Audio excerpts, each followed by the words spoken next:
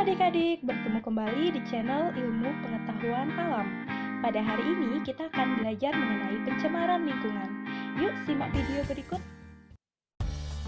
Lingkungan adalah kombinasi antara kondisi fisik yang mencakup keadaan sumber daya alam seperti tanah, air, energi surya, mineral, serta flora dan fauna yang tumbuh di atas tanah maupun di dalam lautan. Lingkungan yang sehat adalah lingkungan yang terhindar dari hal-hal yang menyebabkan gangguan terhadap kesehatan masyarakat atau anak-anak.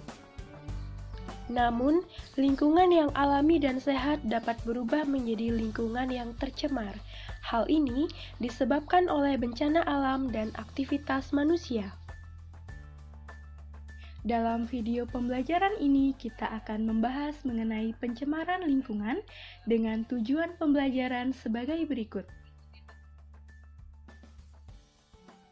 Siswa mampu menjelaskan pengertian pencemaran lingkungan, menyebutkan macam-macam pencemaran lingkungan, dan menjelaskan tentang faktor, penyebab, dampak, dan cara menanggulangi pencemaran air.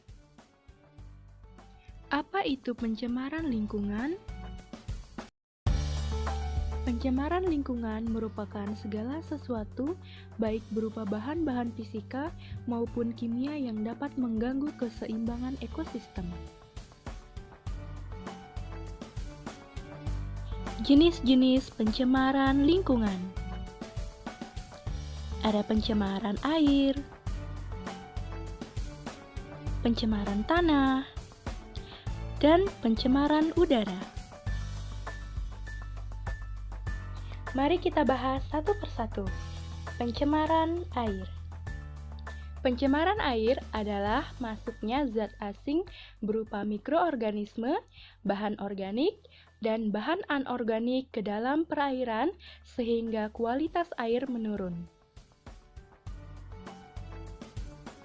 Adapun faktor penyebab pencemaran air yaitu 1.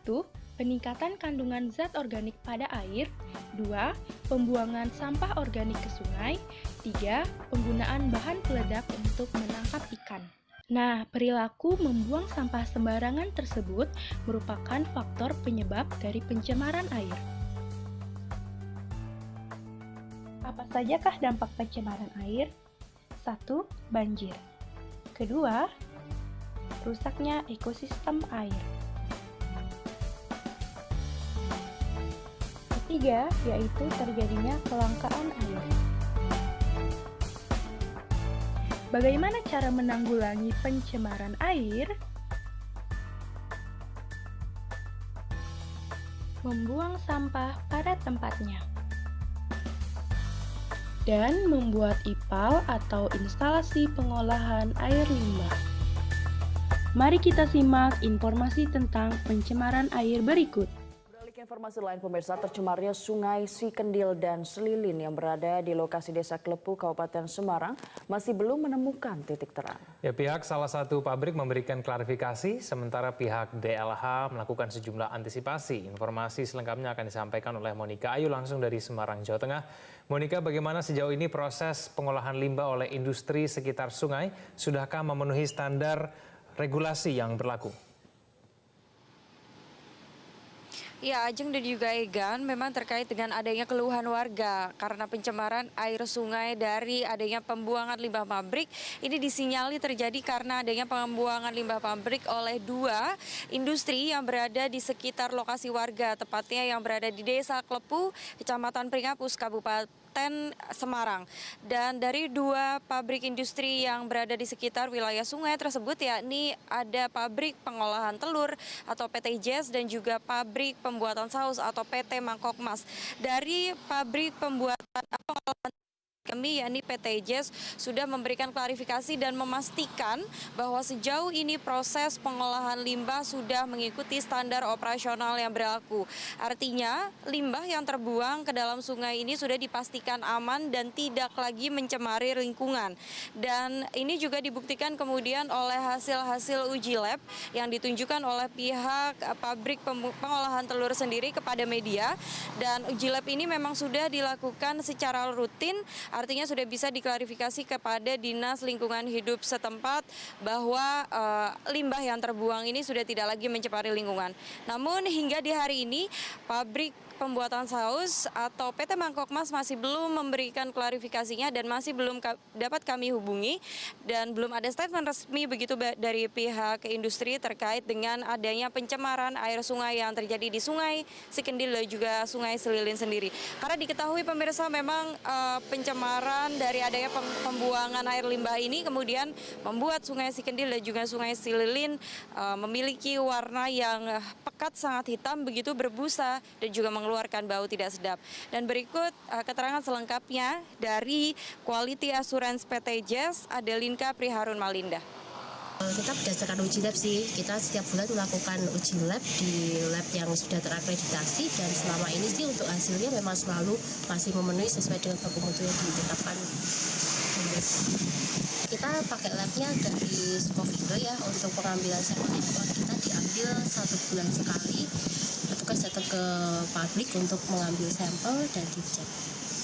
Kita berdasarkan uji lab. Ya Monika, lantas bagaimana dengan antisipasi? Karena antisipasi ini penting untuk dilakukan dan terutama oleh Dinas Lingkungan Hidup terkait dengan hal ini. Ya Ajeng, betul sekali, memang keluhan warga sebetulnya sudah datang sejak bertahun-tahun lamanya. Artinya sejauh ini masih belum ditemukan titik terang. DLH atau Dinas Lingkungan Hidup setempat begitu sudah mencoba untuk memediasi, mengakomodir adanya pertemuan-pertemuan. Karena memang warga sudah mengakui bahwa sejauh ini memang sudah dilakukan musyawarah atau duduk bersama antara pihak warga sendiri, kemudian juga bertemu dengan pihak-pihak pabrik atau industri yang berada di sekitar lingkungan sungai, artinya 2 pabrik yang tadi saya sebutkan, dan Dinas Lingkungan Hidup sendiri sudah memberikan mediasinya. Namun sejauh ini masih belum menemukan titik terang atau solusi, karena sejauh ini Sungai Sikendil dan juga Sungai Sililin di Kabupaten Semarang masih tercemar. Artinya ini memang dari Dinas Lingkungan Hidup sendiri masih belum bisa memberikan langkah nyata atau konkret untuk menghadirkan atau menghilangkan adanya pencemaran air sungai ini sendiri. Namun dari Dinas Lingkungan Hidup sudah mengkonfirmasi, memberikan klarifikasinya bahwa betul dari industri pengolahan telur atau PT Jazz ini sudah memenuhi standar operasional berlaku, artinya limbah yang terbuang ini sudah tidak lagi mencemari lingkungan. Namun izin IPAL atau izin pembuangan air limbah dari pabrik pembuatan saus atau PT Mangkok Mas sudah dicabut ternyata oleh Dinas Lingkungan Hidup. Namun juga masih belum diketahui mengapa hingga saat ini masih belum ada antisipasi lanjutan dari pihak industri sendiri. Karena diketahui bahwa izin IPAL ini sebetulnya sudah dicabut sejak lama karena terbukti bahwa pembuangan limbah hasil industri dari PT Mangkok Mas ini melebihi ambang batas. Dan diakui pula bahwa sejauh ini hingga bulan Juni 2019 pertemuan bersama dengan pihak-pihak terkait terus dilakukan. Nah, adik-adik sudah menonton kan tayangan video tadi? Lalu, apa saja indikator air tercemar? Tepat, indikator air tercemar adalah sebagai berikut. Warna air. Air yang tercemar akan mengalami perubahan warna. Perubahan warna ini terjadi karena zat yang mencemari air tersebut atau terdapat polutan pada air. Kedua, pH air. Air yang tercemar tidak memiliki pH yang netral, melainkan berkisar antara 4 hingga 6 atau 8 atau 9. Selain itu, terdapat indikator lainnya yakni rasa, bau, dan perubahan suhu pada air. Pembahasan selanjutnya yaitu pencemaran udara. Pencemaran udara merupakan suatu kondisi di mana terdapat berbagai substansi zat, baik itu fisik, kimia, dan biologi yang terdapat di dalam lapisan atmosfer bumi. Dampak pencemaran udara yaitu terganggunya kesehatan manusia seperti batuk dan penyakit pernapasan. Kedua, adanya peristiwa efek rumah kaca. Ketiga, terjadinya hujan asam. Dan terganggunya pertumbuhan tanaman.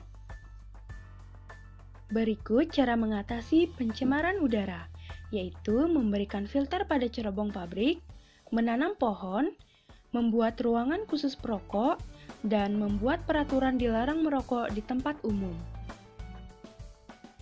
Mari kita berlatih soal mengenai pencemaran lingkungan.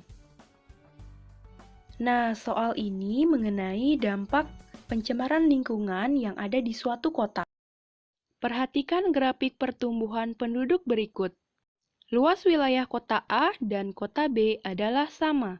Prediksi mengenai dampak lingkungan di kedua kota tersebut adalah